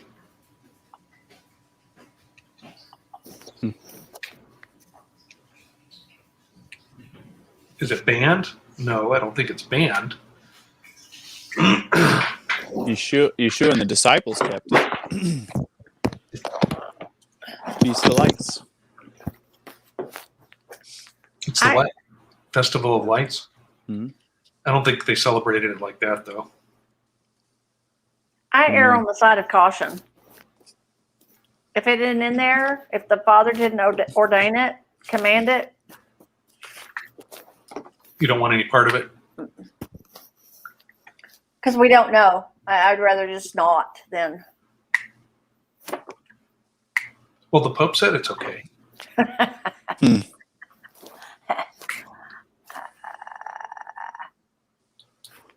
No No? comment. No comments. Okay, what else do you have in the last few verses there? That's all I got.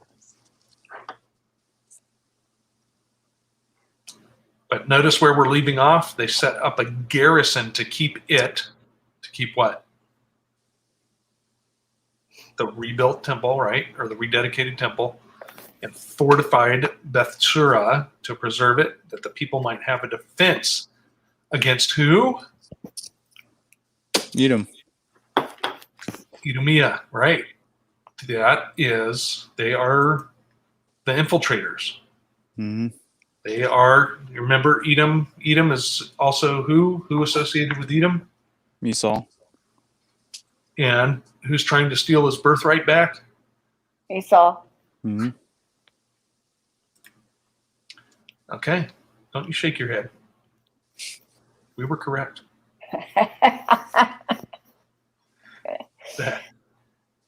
All right. So, goodness. It's going to take 12 hours to upload this. All right. Anybody got anything else? All right. This was 2 hours. Kenny, we're all praying for you, bro. Keep your eyes on him. All right, everybody. It's been a long study. The next one, fortunately, I think the chapters are no more than 100 verses in the next one. Unlike this one that were 70. Yeah. Mhm. We may be having to search out for an auto that has the Apocrypha. All right, everybody, thank you very much. Dee, Christian, Colby, Ashley, Matt, thanks for reading. And everybody in chat, thank you very much. That huge blessing that everybody comes and spends your time with us. And if you want to read, let me know. Put it down in the comments or email me. My email's been out there 422,915 times, so you can find it somewhere. All right, everybody, I love you all. Bye. Bye. Bye, like, share, Like, share, subscribe. subscribe.